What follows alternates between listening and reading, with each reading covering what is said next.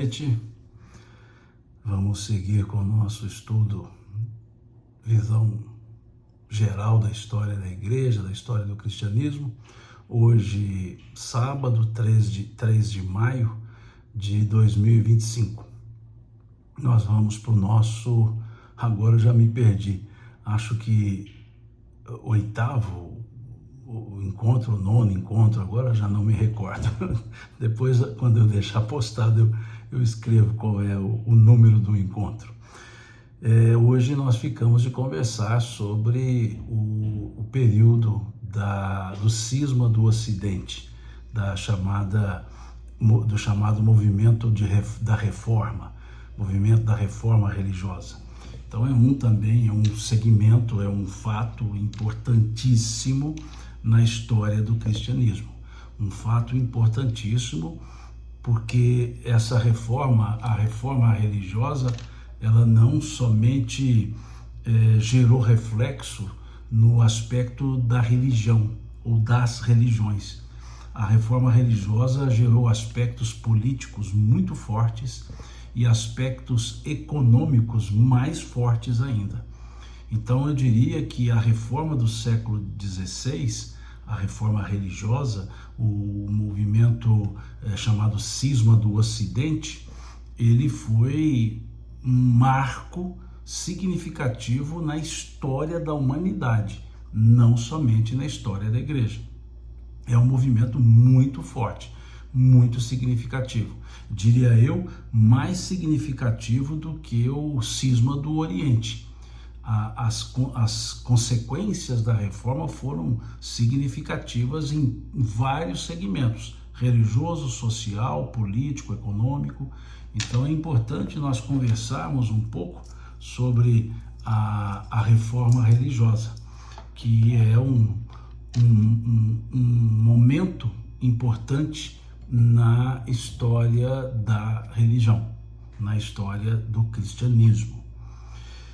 Nós já estudamos no nosso último encontro, nós falamos sobre o movimento cristão até lá no século XIII, século XIV, falamos das consequências do cisma do Oriente, depois falamos de alguns pensadores desse período, principalmente a escola filosófica chamada escolástica, que é uma escola que abarca o tomismo, ou seja, o pensamento de São Tomás de Aquino, e falamos desses movimentos, desses precursores do pensamento cristão que culminou com a reforma religiosa.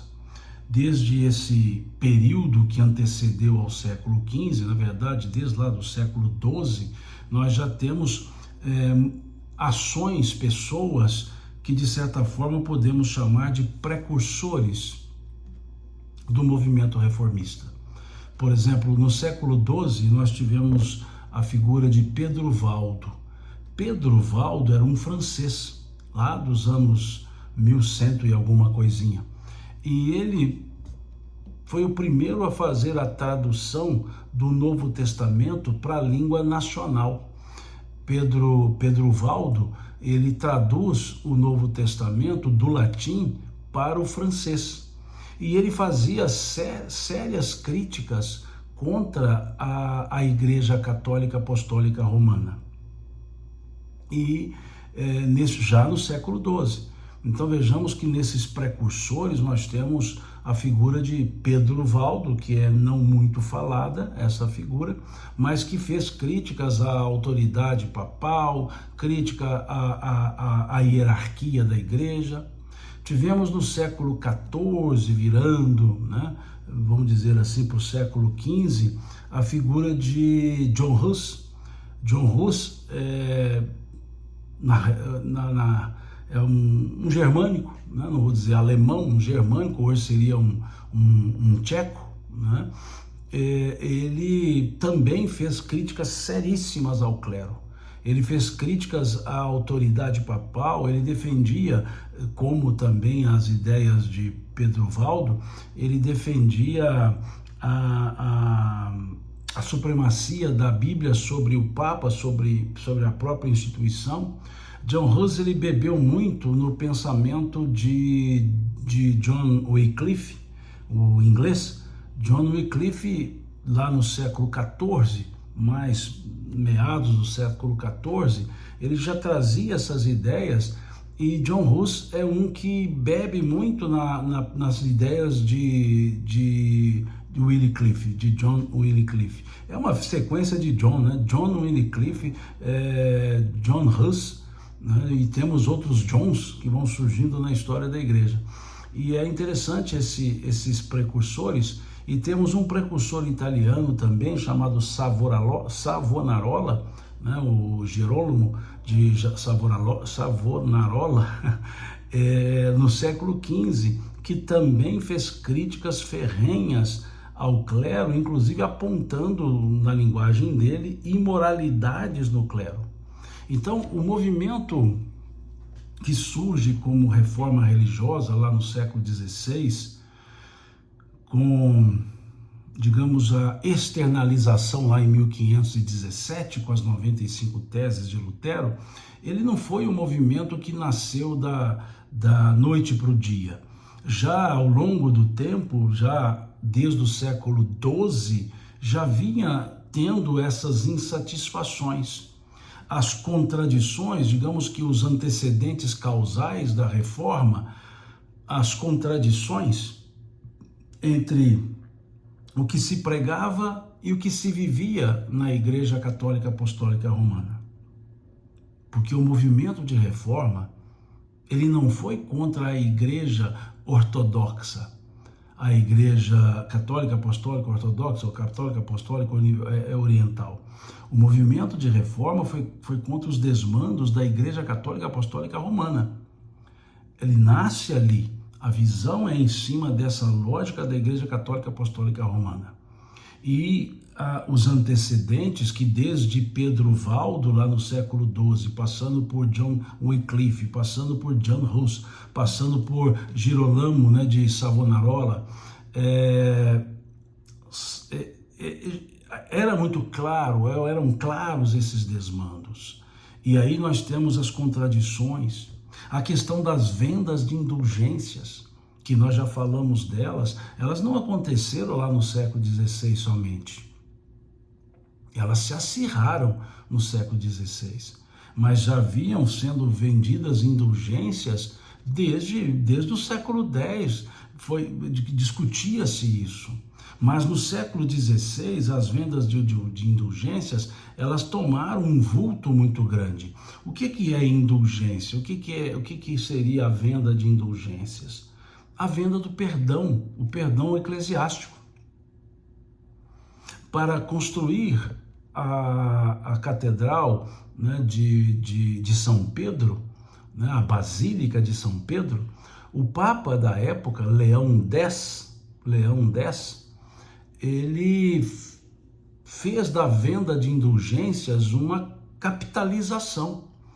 E com um detalhe, a venda do perdão, né, da indulgência plenária para vivos e mortos.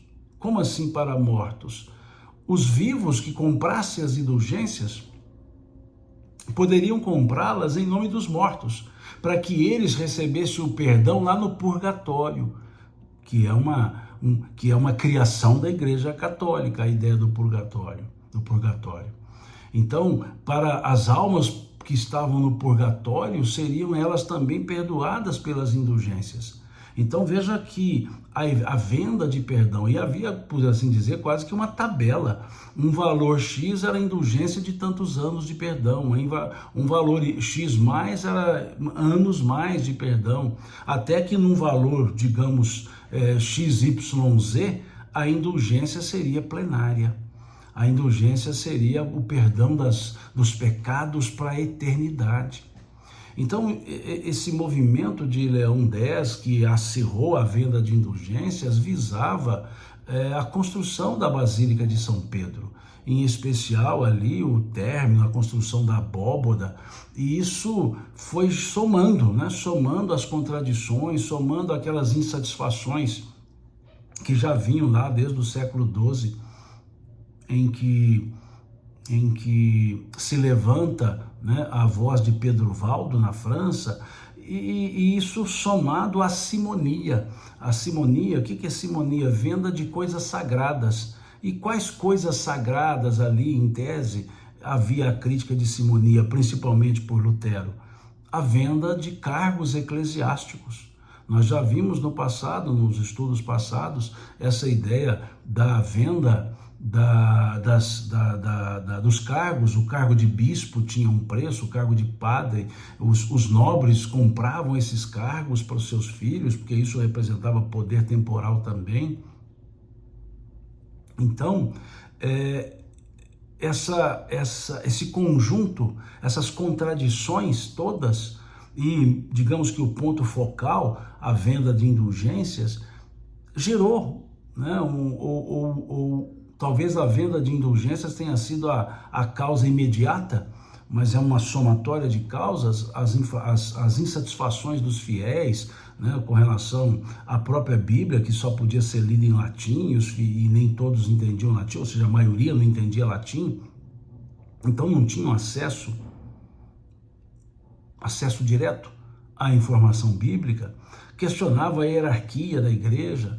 Então essa soma, essas contradições, teve lá o pavio mais forte, um estopim, na figura de Lutero, que age contra esses aspas, desmando. Agora, nós não podemos dissociar a reforma do bojo do que acontecia na Europa. Nós não podemos dissociar a reforma do conjunto de movimentos que aconteciam na Europa no século XVI, século XV, um movimento que genericamente chamaremos de Renascimento. O Renascimento, aqueles movimentos renascentistas.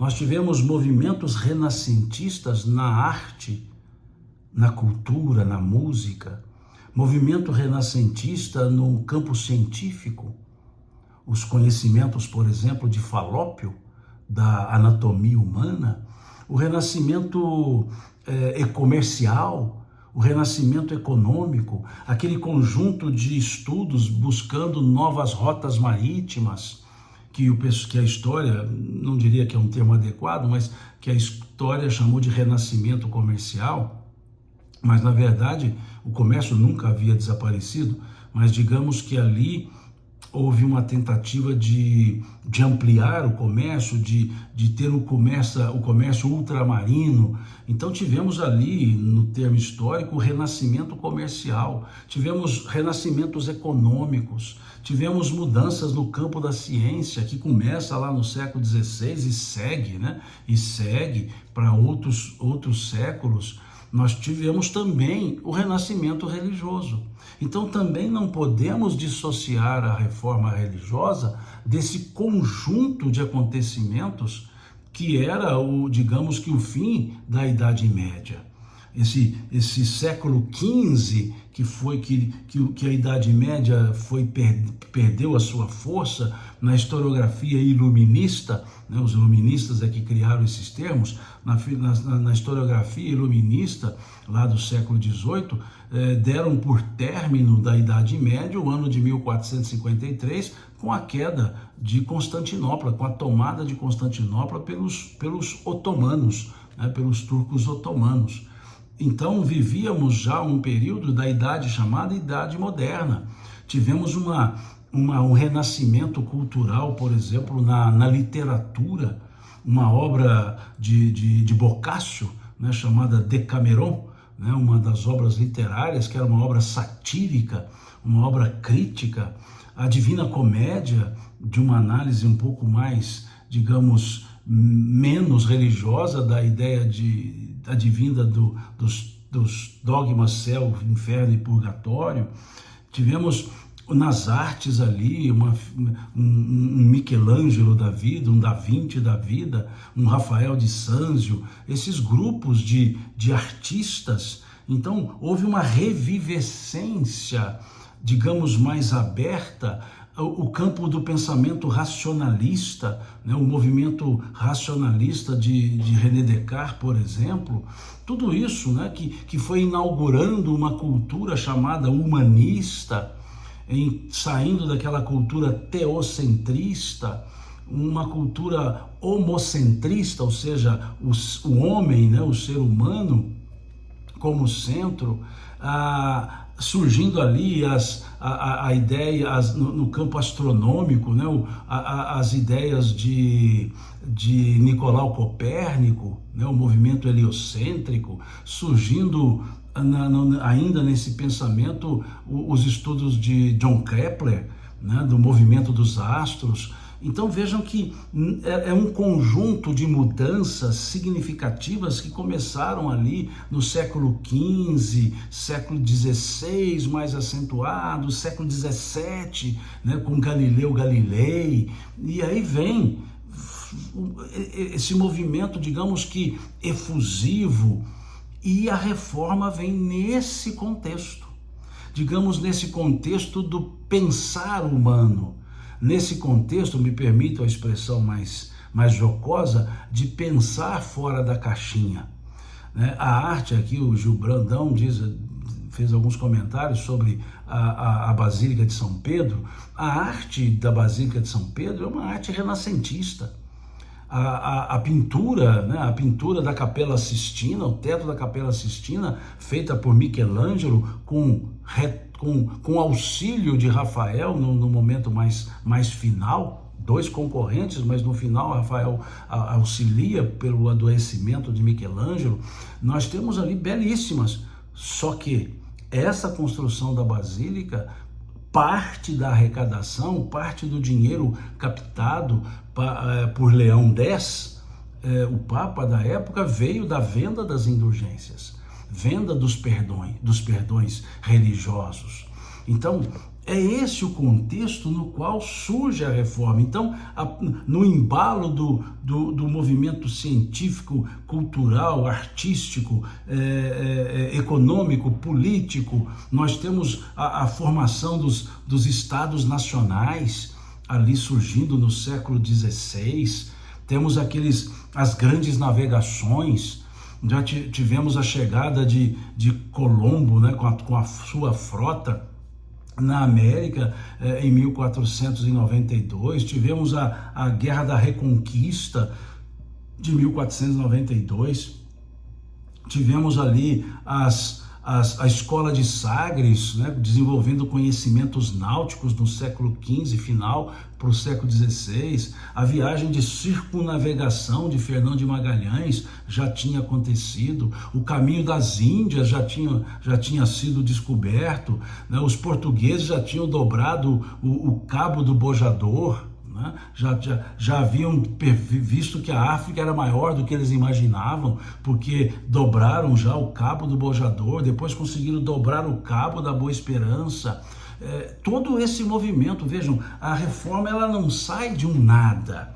A crítica religiosa, a crítica ao comportamento religioso da Igreja Católica Apostólica Romana não veio de uma vontade luterana.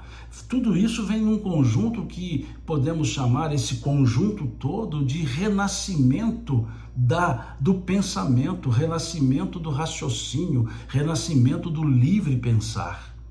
E é nesse conjunto, então, que vem a reforma religiosa. Havia ali um fortalecimento da burguesia, que buscava agora o poder político, já que o poder econômico tinha com mais força. Já vinha logo em seguida, século XVII, movimentos mais fortes para o absolutismo, movimentos fortes também ali no século XVI para o monarquismo absolutista. Já tínhamos Portugal como um Estado nacional, né? Foi o primeiro da Europa, né? O primeiro Estado nacional formado na Europa, Portugal, com conhecimentos grandiosos, já indo à Índia, já formando colônias, tivemos um movimento colonialista. Então, tudo isso era o século XVI, final do século XV, século XVI e parte do século XVII. E é nesse contexto, então, que vem o questionamento sobre alguns pontos de difícil aceitação da Igreja Católica Apostólica Romana. E aí tem-se em Lutero o pavio, tem-se em Lutero, né, o catalisador de todas aquelas insatisfações que vinham lá desde dos movimentos de Pedro Valdo, John Wycliffe, John Hus, Savonarola. Desde esses movimentos vem Lutero e catalisa com todas as insatisfações. Catalisa e tem ali na venda das indulgências, digamos que a causa imediata. Não a causa causal, a causa única, mas a causa imediata. E quem era Lutero?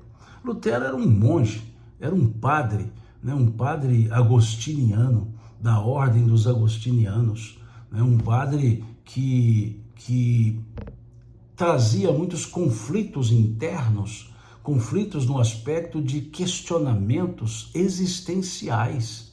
Lutero, durante toda a sua história, ele trazia, digamos que, crises de consciência. Há um fato interessante: quando Lutero era ainda um monge agostiniano, ele era um excelente pregador, era um excelente orador, tinha prédicas louváveis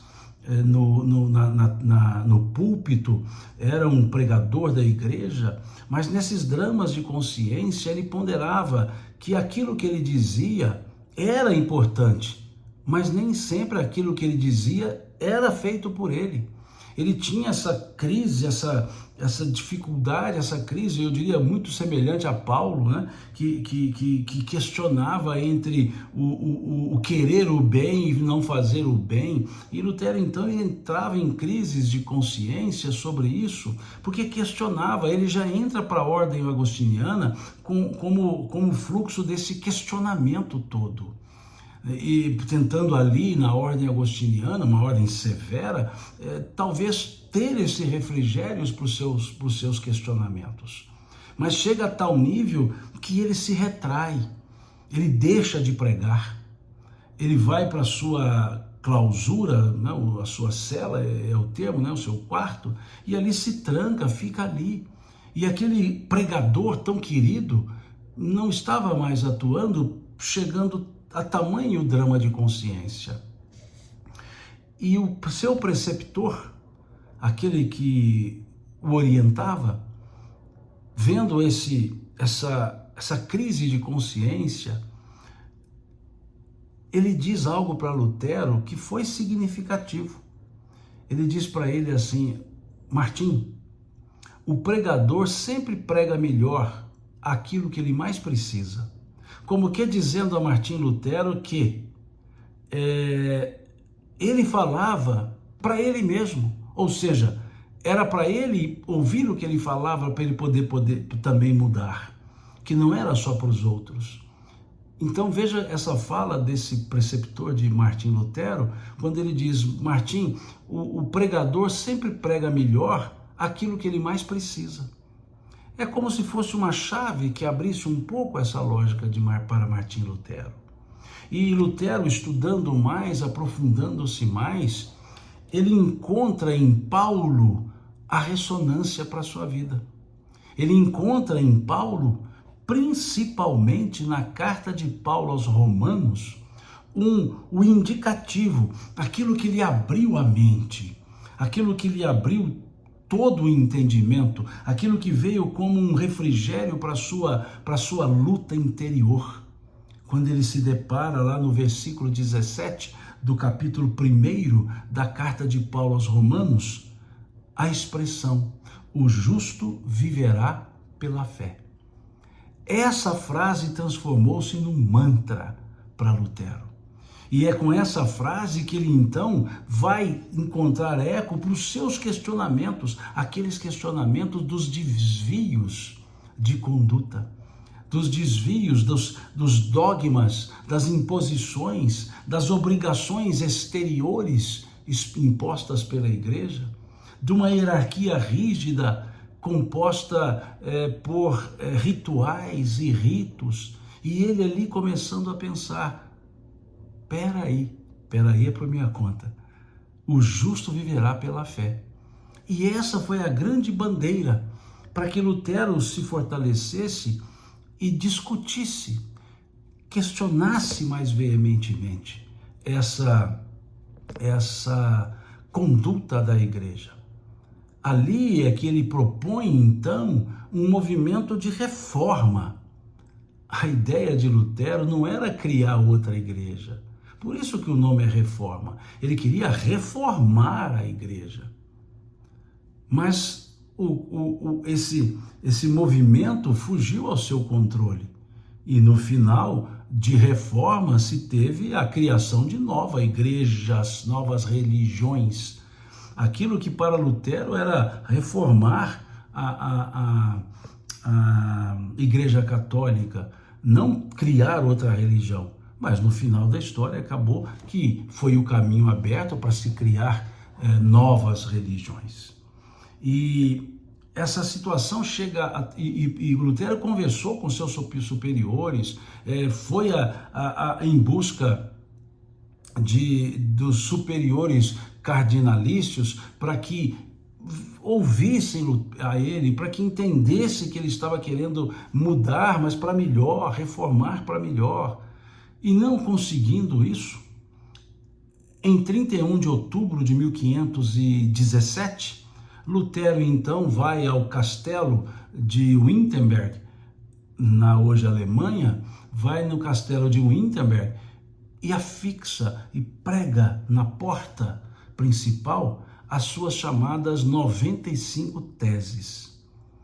95 itens, todos eles de crítica à Igreja Católica Apostólica Romana.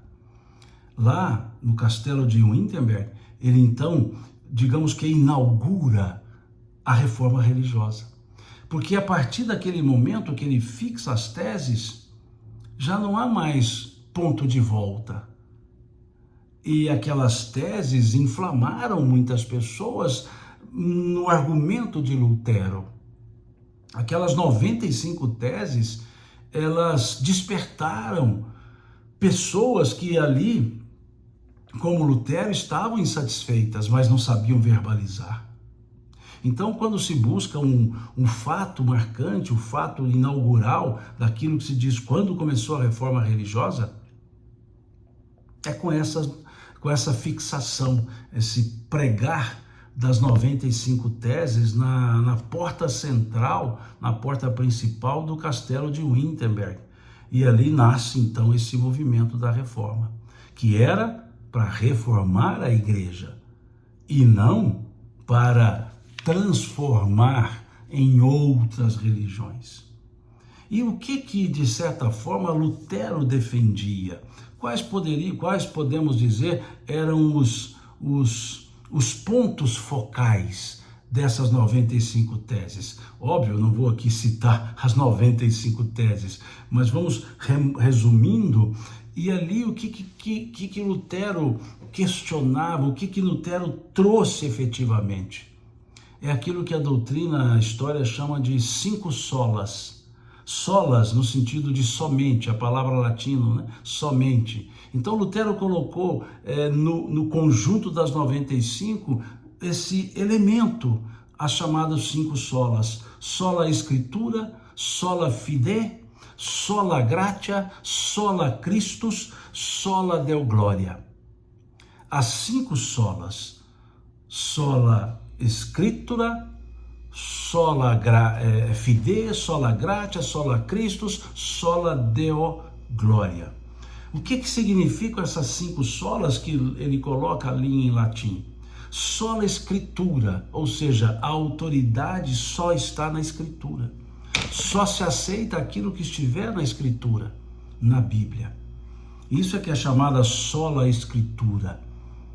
É um dos pontos da defesa luterana. Sola fide. O que é sola fide? Fide, da palavra fidedigno. Sola fide, somente a fé. Então, para a ideia luterana, a autoridade eram as escrituras, sola escritura. O elemento salvídico, o elemento justificador era a fé, sola fide. E essa fé era gratuita, era pela graça de Deus. Então, sola gratia, ou seja, somente a graça, a gratuidade. Tudo isso é dom gratuito oferecido por Deus. Solus Christus, ou seja, somente Cristo, somente os ensinos do Cristo, nada além e nada aquém dos ensinos do Cristo, solus Christus. E o sola Deo gloria, ou seja, somente glória se dá a Deus, somente glória a Deus e não glória aos santos, não glória às pessoas. Então, resumidamente, esse é o cerne do pensamento que norteou, que Lutero norteia para o bojo da ideia da reforma. É como se ele dissesse: Igreja Católica Apostólica Romana, somente vale a Escritura. Igreja Católica Apostólica Romana, somente vale a fé e não rituais, paramentos. Igreja Católica Apostólica Romana, somente vale a graça. Tudo isso é gratuidade de Deus. Não existe perdão comprado, não pode ter venda de indulgência. A igreja não tem autoridade para perdoar no nível que vinha nessa lógica das indulgências. Por isso, sola gratia, ou seja, é tudo gratuito, é tudo dom de Deus. Solus Christus, ou Igreja Católica, tudo é Cristo, não existe outro, não existe referência em outro senão em Cristo. Igreja Católica, olha, somente glória se dá a Deus, não pode existir culto aos santos. É como se Lutero estivesse dizendo isso para a Igreja Católica Apostólica Romana.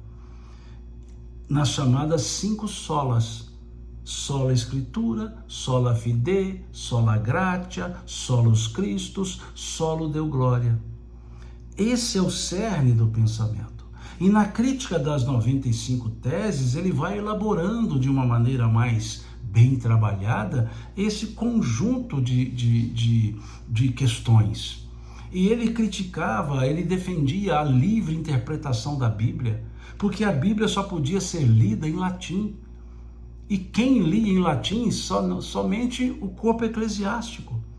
O vulgo, então Lutero falava, precisamos vulgarizar a Bíblia, ou seja, traduzi-la para a linguagem do vulgo.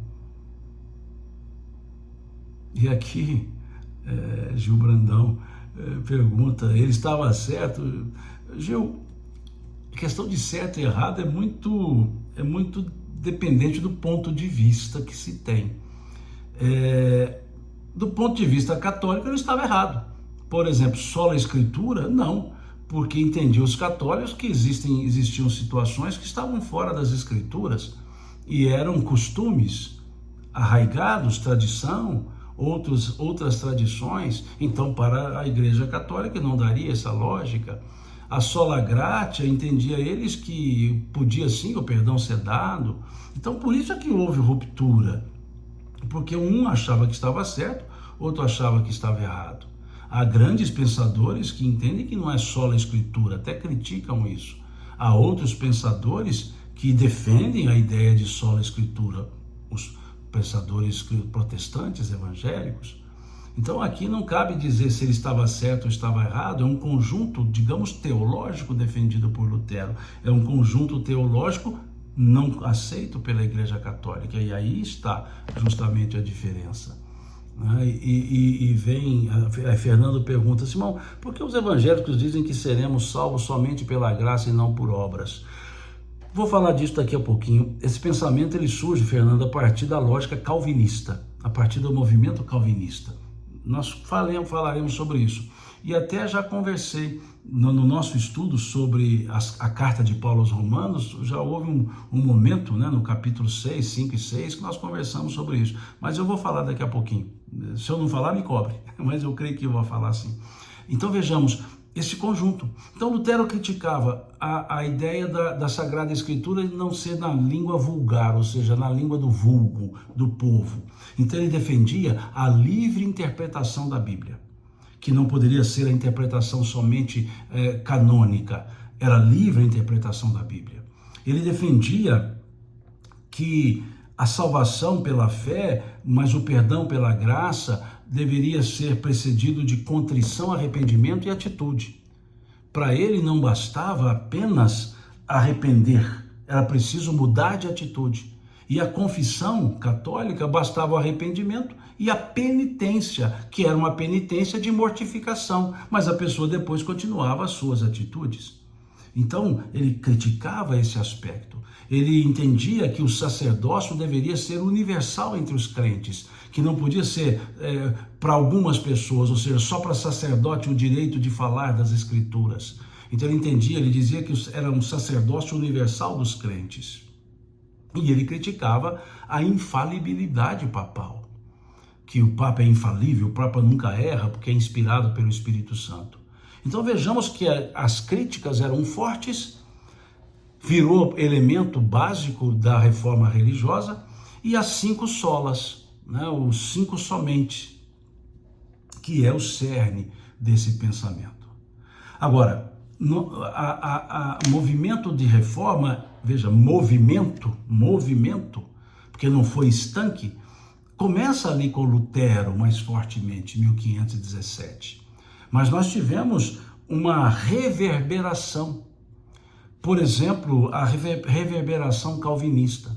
Quando Lutero prega, fixa as 95 teses em Wittenberg, no castelo de Wittenberg, Calvino tinha 8 anos de idade. Veja, então esses movimentos Calvino, Lutero, Henrique VIII, não foram no mesmo momento.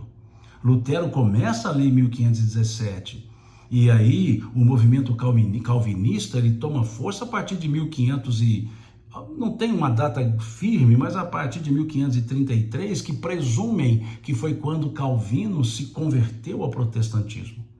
Presume-se, porque não tem essa data. Mas tem-se, por exemplo, em 1536, Calvino publicou as suas Institutas. As Institutas de Calvino. Foi publicado em 1536. Então, vejamos que 1517, 1536, 19 anos se passaram. E aí vem o movimento calvinista. E aí sim, Fernando, vem a lógica calvinista. Em Lutero, a salvação se dava pela fé. Fé em Jesus Cristo. Bem lógico o pensamento paulino. Calvino já trazia a ideia da salvação pela graça, de onde vem a doutrina da predestinação, que é a lógica da predestinação é que Deus cria pessoas destinadas à salvação e pessoas não destinadas à salvação. E a pessoa destinada à salvação, com obra ou sem obra, ela seria salva. A pessoa não destinada à salvação, com obra ou sem obra, não seria salva. Então veja, Fernando, que é um pensamento derivado do movimento calvinista. E ali, então, Calvino, ele fortalece em seus argumentos a ideia da salvação pela graça. E para ele, graça é diferente do pensamento paulino de graça, do pensamento luterano de graça.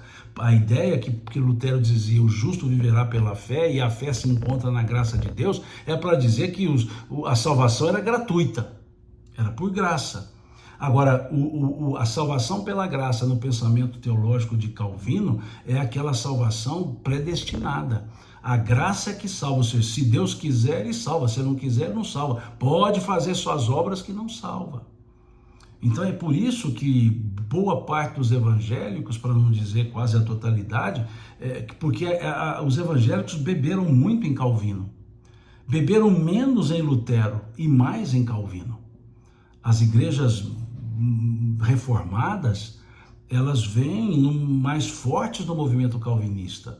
Por exemplo, o movimento presbiteriano, né, iniciado lá com John Knox, que também o movimento se inicia lá no século XVI também, lá pelo ido de 1560, por aí. Ele é um movimento advindo da escola calvinista, né? O presbiterianismo, né? John Knox, é algo que vem do calvinismo.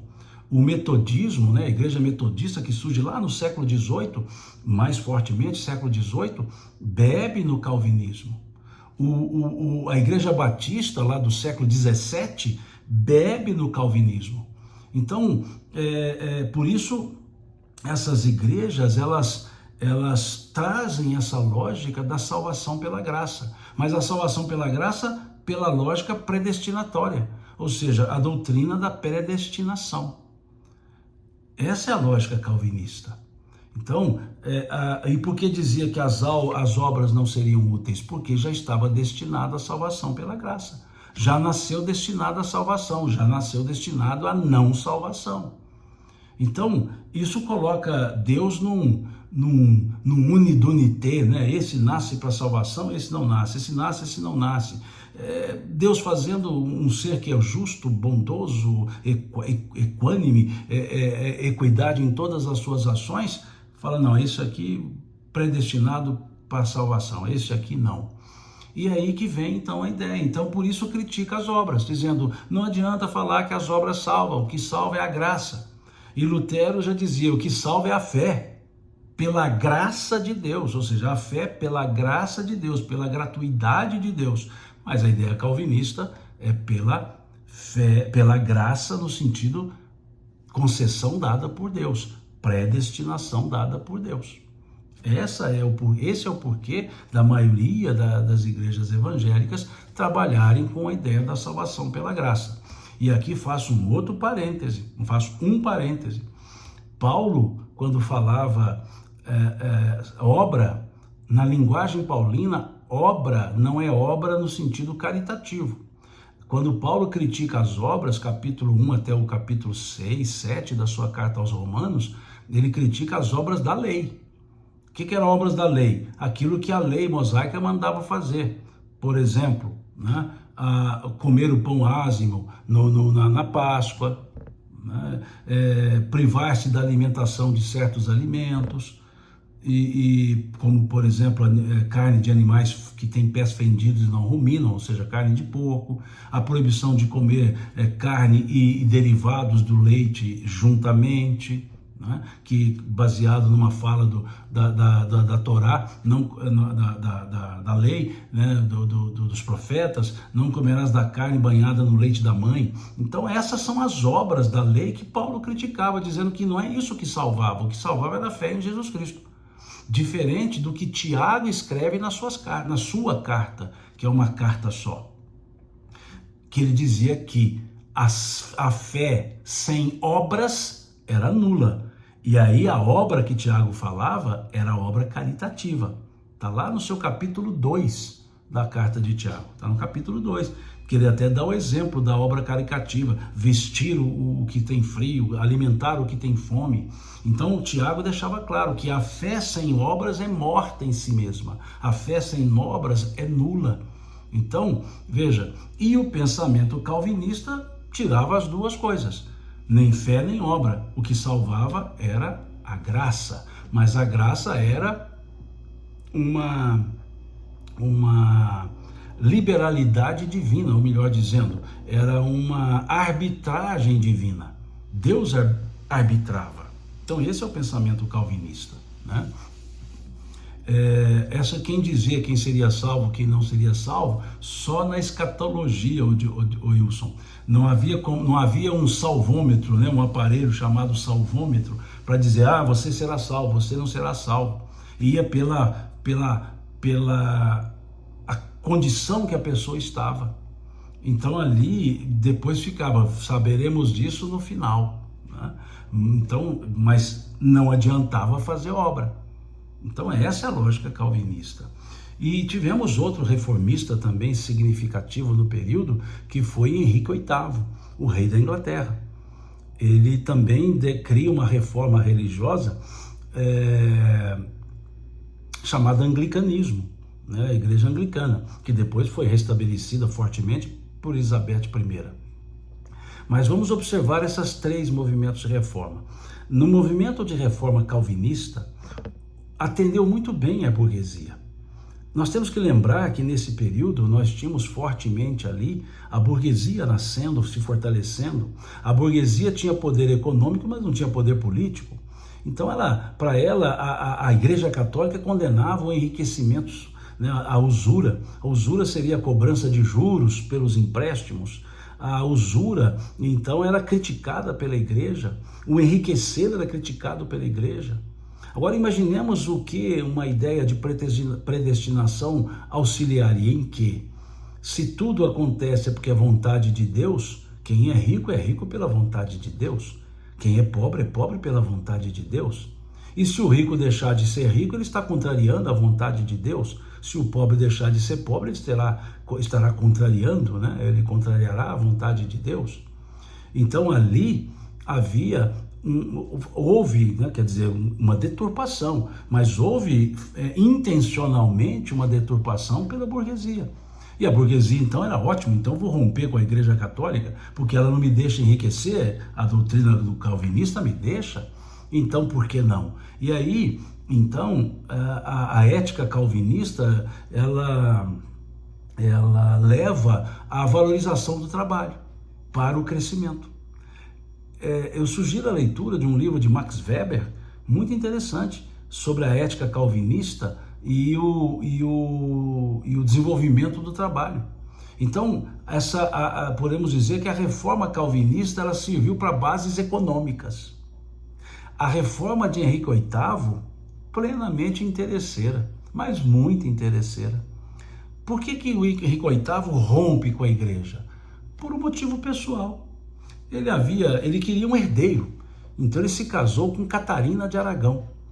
Catarina de Aragão, ela era da família de Carlos V. Catarina de Aragão era da família de Carlos V.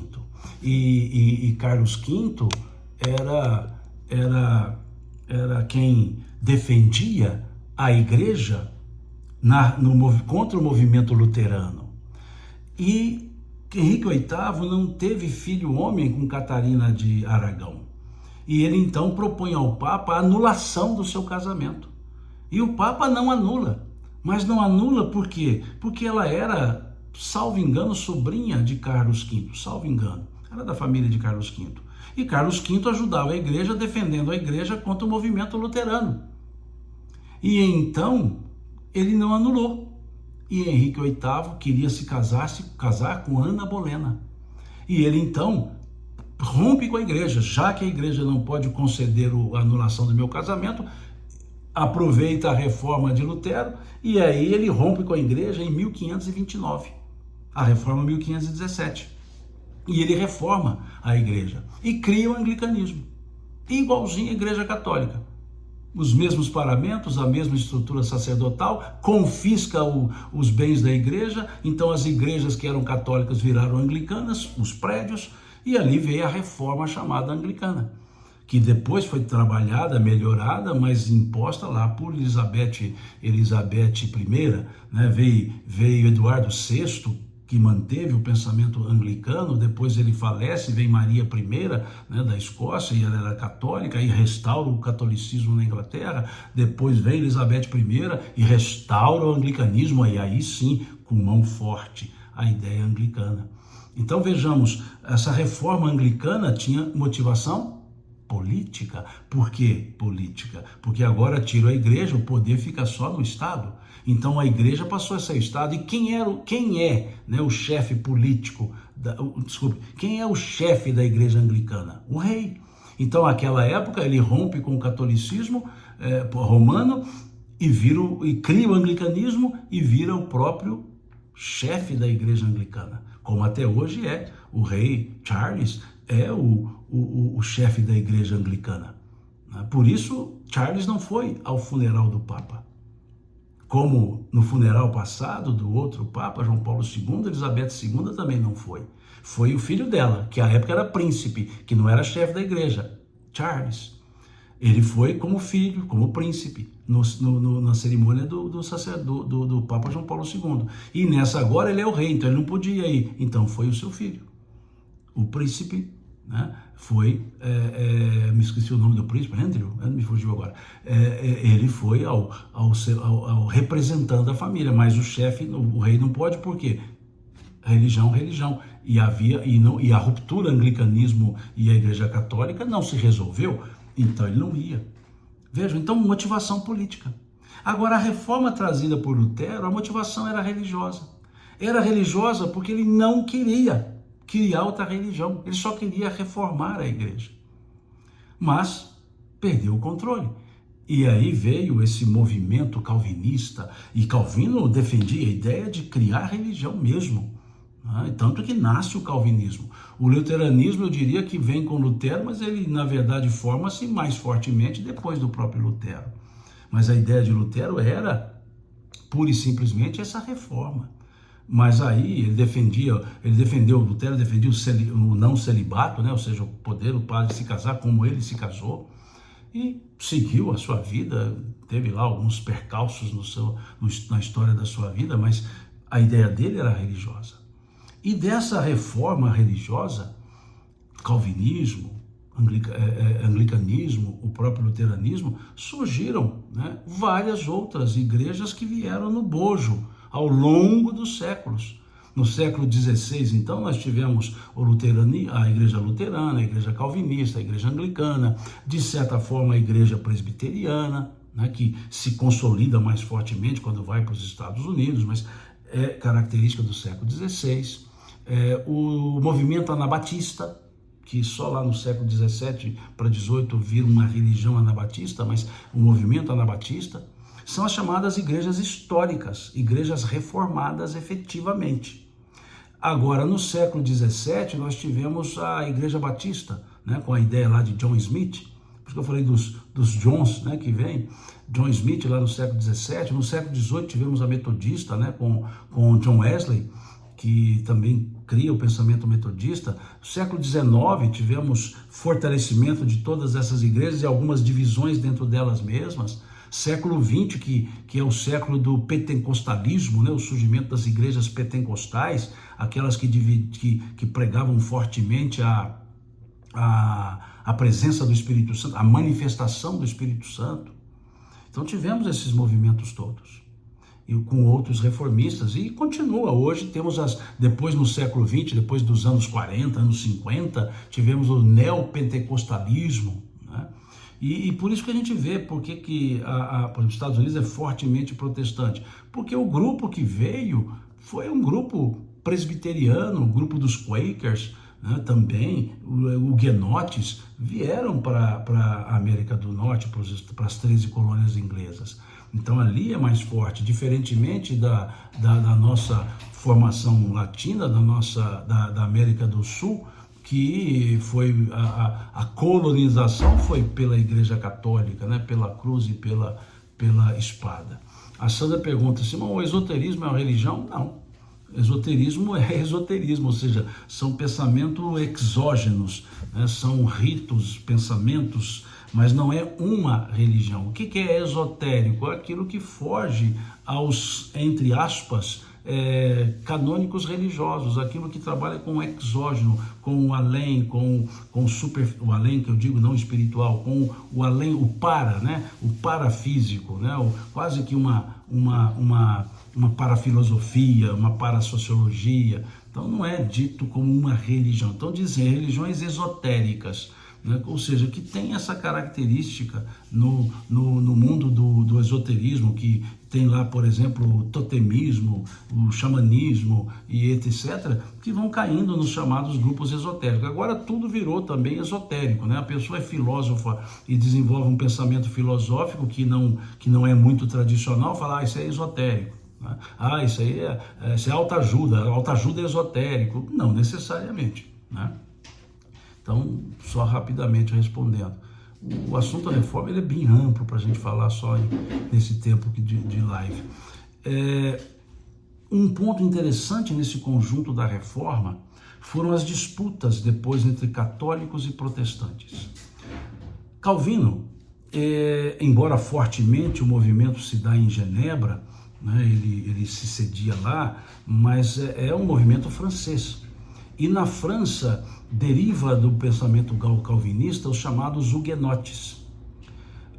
E esses huguenotes eram protestantes, digamos assim, ortodoxos, ferrenhos, e disputas e mais disputas com a estrutura católica. E há um fato triste, um fato forte, mas triste, que é a perseguição aos huguenotes. E o lado ardiloso dessa perseguição aos huguenotes pelos católicos. E temos um fenômeno, né, conhecido na história como Noite de São Bartolomeu, que foi em agosto de 1572, a Noite de São Bartolomeu, que é a noite da matança dos huguenotes, mas que foi precedida de toda uma estrutura ardilosamente trabalhada, né, com a estrutura dos Médicis, né?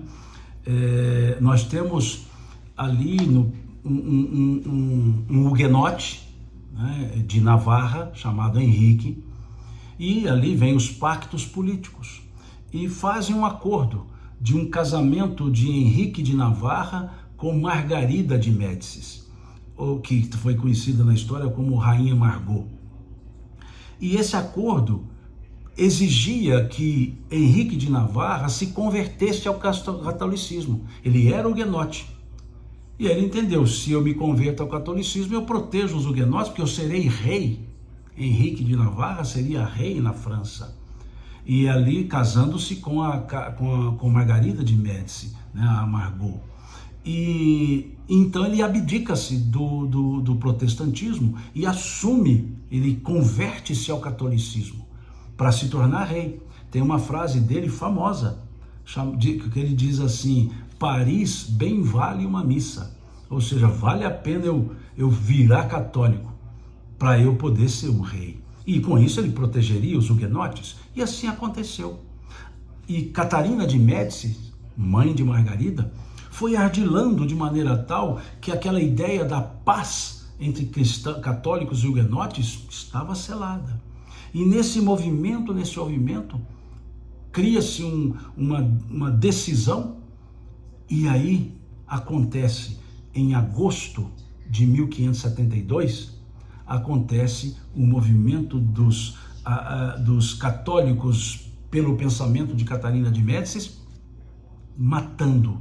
entrando nas casas, matando na rua os huguenotes, que é chamado de Noite de São Bartolomeu. Noite de São Bartolomeu, que é, digamos, uma mancha de uma guerra religiosa, fraticida, ardilosamente pensada. Segundo os católicos, morreram ao longo de uns tempos, que não foi só naquela noite, seguiu-se a matança por dias, 2.000 huguenotes. Segundo as falas dos huguenotes, foram 40.000. Tudo em nome da religião, que na verdade era interesse político.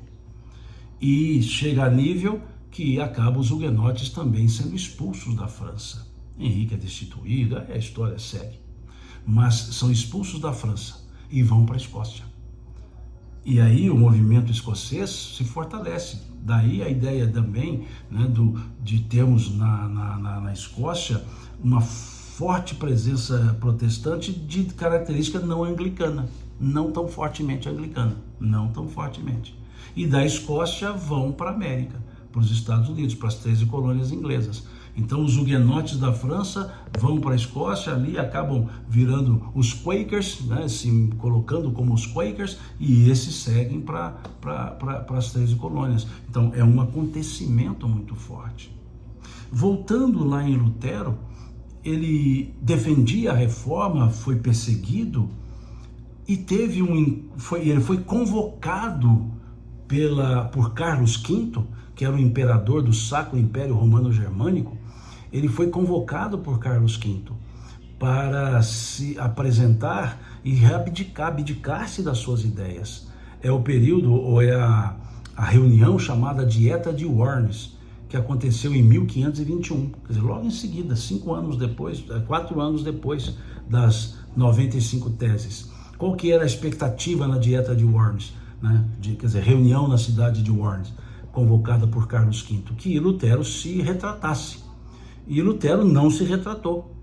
Ele não se retratou porque foi protegido por um dos reis, né, dos reinos germânicos, Frederico III, salvo engano. Frederico III, né, rei da Saxônia, ele então protege Lutero, porque lembram que eu disse, havia um interesse interessante dessa doutrina, porque liberava o enriquecimento, liberava a burguesia, então ele é protegido.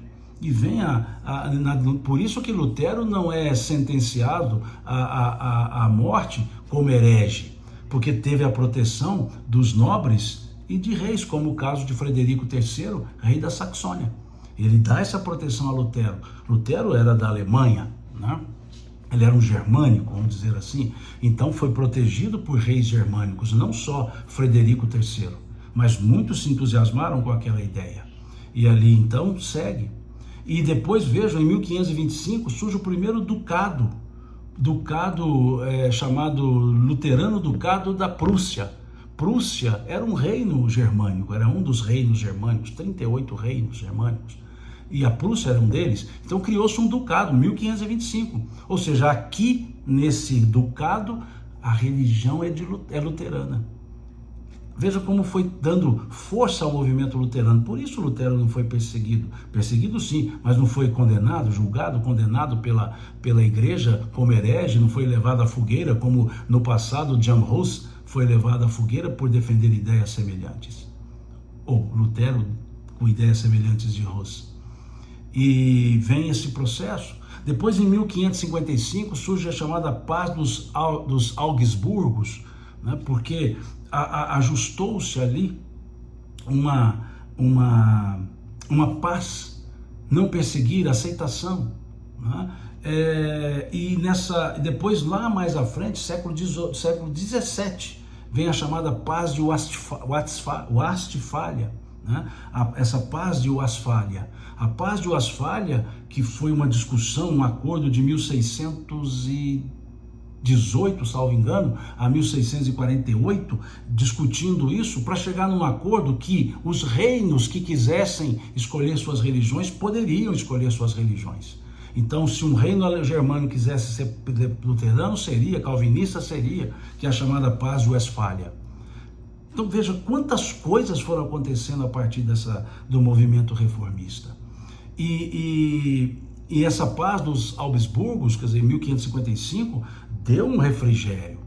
O reino prussiano, ou melhor dizendo, o ducado luterano da Prússia, colocou o protestantismo luterano como sendo a religião oficial, né, na figura do soberano Alberto de Hohenzollern. É interessante a forma que ele absorveu isso. Então a reforma protestante, a reforma luterana, ela ficou protegida. E aí abriu caminhos para Calvino e todos os outros trabalharem. Então esse foi o movimento da reforma. E aí tivemos uma ação da Igreja Católica. Uma ação da Igreja Católica. Né? Aqui a Aparecida comentou que assistiu o filme e tal. Tem um filme, é antigo esse filme.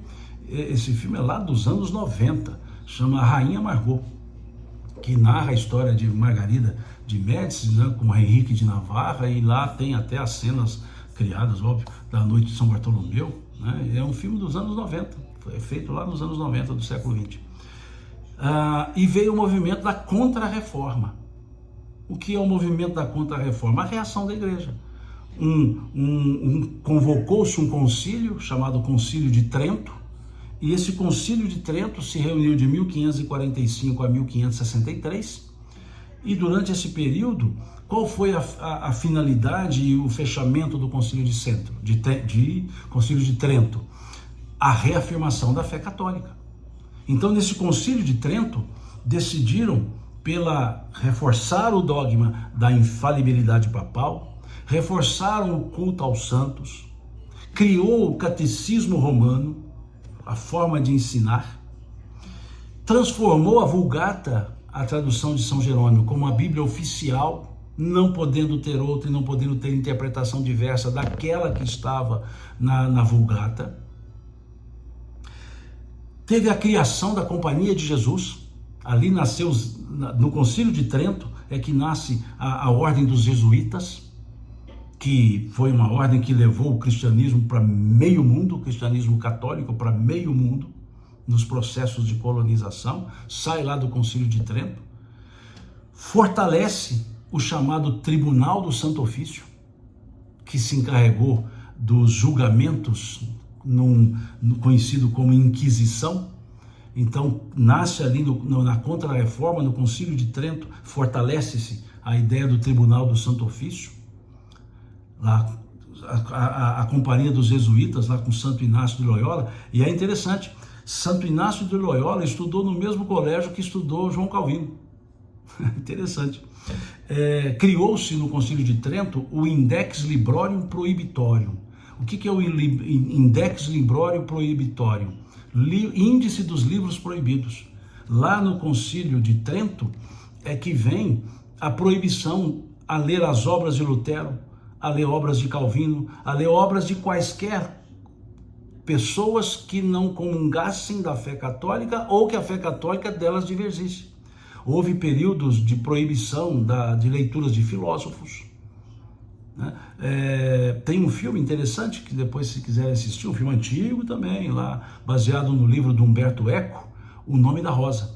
Até sugiro que leiam o livro, né, do Humberto Eco, né, O Nome da Rosa, que é interessante para nós entendermos esse contexto. E lá havia, né, no mosteiro beneditino, na ideia de Humberto Eco, lógico, é uma ficção, a proibição, a biblioteca dos livros proibidos. Então, o Index Librorium Prohibitorium surge ali no Concílio de Trento. E houve também mudanças internas na igreja, como, por exemplo, a criação de seminários para a formação de padres. Aquela ideia de venda de cargos foi desaparecendo. Mudou-se, ou criou-se, ou adaptou-se, ou melhorou-se o sistema de ensino que era comandado pela Igreja Católica. Então tivemos todo esse movimento, digamos, contra a reforma ali no Concílio de Trento. Há inclusive alguns historiadores que preferem chamar a reforma de revolução religiosa e chamar a contra-reforma de reforma, porque a ideia de Lutero, que era reformar a igreja, lógico, ele não conseguiu, então criaram-se religiões, mas na contra-reforma reformou algumas coisas da igreja. Então, na verdade, a ideia de muitos historiadores, não são alguns, muitos historiadores, defendem que o que se chama de reforma religiosa deveria se chamar revolução religiosa, e o que se chama de contra-reforma deveria se chamar reforma. Mas não foi a reforma proposta por Lutero, mas foram pequenas adaptações que vieram do Concílio de Trento, que prevaleceu as suas decisões por muito tempo, mas muito tempo, séculos. E boa parte foi refeita no Concílio do Vaticano II, em 1963. Por exemplo, a missa em latim, que é característica do credo trientino, foi mudada no Concílio do Vaticano II, 1963. A partir de 63 já se podia fazer a missa na língua nacional e não em latim. Eu me lembro muito dos meus pais, né, eles sabiam de cor a missa em latim, não entendiam nada de latim, mas nada, só que decoravam tudo. Então, quando o padre falava algo, eles respondiam algo, né? Me lembro deles falando lá do século seculorem, amém, né? Quer dizer, por séculos e séculos, amém. Então eles decoravam, e assim eram todos que respondiam à missa. Aquela ideia do sacerdote não poder dar as costas para o sacrário, por isso fazia a missa de costas para o povo, mas de frente para o sacrário, porque lá estava o Cristo, também a partir de 63 mudou-se tudo isso. Então, veja que de 1563, que terminou o Concílio de Trento, até o Concílio do Vaticano II, em 1963, 400 anos, é que tem algumas mudanças. Então não foi uma reforma, mas foram alguns movimentos atuantes. E até vem um ponto que eu falei agora em sacrário e me lembrei. Um dos pontos criticados por Lutero, por Calvino e por vários outros pensadores seguintes e também antecedentes a Lutero, como Wycliffe e John Hus, era com relação à transubstanciação. O que é a transubstanciação? É aquela ideia que no momento da consagração, a hóstia se transforma em corpo e o vinho se transforma em sangue. Não é de faz de conta, é de verdade. Por isso que chama transubstanciação. E o pensamento luterano, que adveio baseado também nas ideias de Hus e de Wycliffe e Hus, era da consubstanciação. Ou seja, continuava pão, continuava vinho, mas com substâncias do Cristo. E a Igreja Católica, até hoje, se tem assim, é um ponto de fé, a transubstanciação. Então, por isso o sacerdote não dava as costas para o sacrário, porque lá estava o corpo de Cristo, ou seja, lá estava o Cristo na hóstia, materializado na hóstia. Então não podia dar as costas. Então, assim, o pessoal dizia, rezava de costa para o povo, né? E a resposta era não, rezava de frente para o Cristo. E houve na reforma religiosa, Calvino também, essa crítica, né, à ideia da transubstanciação. Então, vários pontos ocorreram, né? E diz aqui, Fernando, foram muitas mortes causadas pela Inquisição administrada pelo Santo Ofício. Esse é o nosso tema do nosso encontro de amanhã, Fernando. Amanhã, né, nós daremos sequência sobre esses alguns pontos da história da igreja, e amanhã falaremos sobre a Inquisição, que é um tema também muito forte. O Tribunal do Santo Ofício, a Inquisição em si, né, que vai além dessa ideia de Tribunal do Santo Ofício, né, tem obras muito boas historiográficas sobre esse assunto. Lógico, um assunto como reforma, por exemplo, eu falei aqui em 1 hora mais ou menos, esse assunto, me lembro quando eu dava aula de História Moderna, esse assunto reforma religiosa, História Moderna eram seis aulas por semana. Eu levava mais ou menos um mês e meio, né? 6 semanas, com 6 aulas por semana, 36 aulas, para falar sobre a reforma religiosa, para falar das implicações políticas, das implicações econômicas, né? Para falar dos movimentos, mas aqui não, fizemos um popurrí, né? Juntamos tudo aqui para dar uma ideia. E o que eu quero com essa ideia para a gente entender? O nível da crise que se chegou no pensamento religioso e a necessidade de arejá-lo. Esse é o grande processo da reforma, é o grande motivo da reforma. Agora, serviu de base para muita coisa, não só religiosa. A partir daí, o capitalismo bebe a força que ele desenvolveu depois, né? A partir daí, o liberalismo econômico lá de John Smith, né? De John Locke, né? Esse liberalismo vem dentro dessa corrente e ficaram com religião, ou seja, a grande parte do movimento burguês, grande parte da burguesia era protestante. A grande parte dos pensadores econômicos protestantes, porque era muito interessante, enquanto o católico não podia enriquecer na forma que queriam, como protestantes poderiam, porque afinal de contas, deturpando a ideia de Calvino, afinal de contas, quem era rico era por vontade de Deus, quem era pobre era por vontade de Deus. Isso é uma deturpação que a burguesia fez do pensamento calvinista. A predestinação ela não vai nesse radicalismo todo não, né? Mas serviu de pretexto, né? Então, lógico que consequência da reforma, consequência econômica foi espantosa. Consequência política, né? O absolutismo, no caso Inglaterra, a Inglaterra ficou só do rei, né? Então, uma consequência política fortaleceu muito o pensamento protestante, o pensamento da reforma, fortaleceu as chamadas revoluções burguesas, mesmo na Inglaterra, quando nós tivemos lá um período parlamentarista na Inglaterra, com uma presença forte do protestantismo durante pouco tempo, mas houve uma presença forte, me fugiu aqui agora, estava com o nome na cabeça, fui pensar outra coisa, fugiu, Cromwell, né? Chamado período de Lord Cromwell, né? Que era um período protestante na Inglaterra, que depois voltou ao anglicanismo. Então teve lá o período do Lord Cromwell na Inglaterra, e tivemos os burgueses fortalecendo-se, e tivemos lá a Revolução Gloriosa na Inglaterra, né? Tivemos a própria Revolução Francesa, que é uma revolução, digamos, ápice da Revolução Burguesa, e tudo isso bebendo nas ideias liberais, nas ideias econômicas liberais, que beberam nessa ortodoxia nova da teoria protestante. Então, o incentivo ao trabalho, não há dúvida, né? O trabalho é um dom de Deus, né? Então, o incentivo ao trabalho, e de fato é um dom de Deus.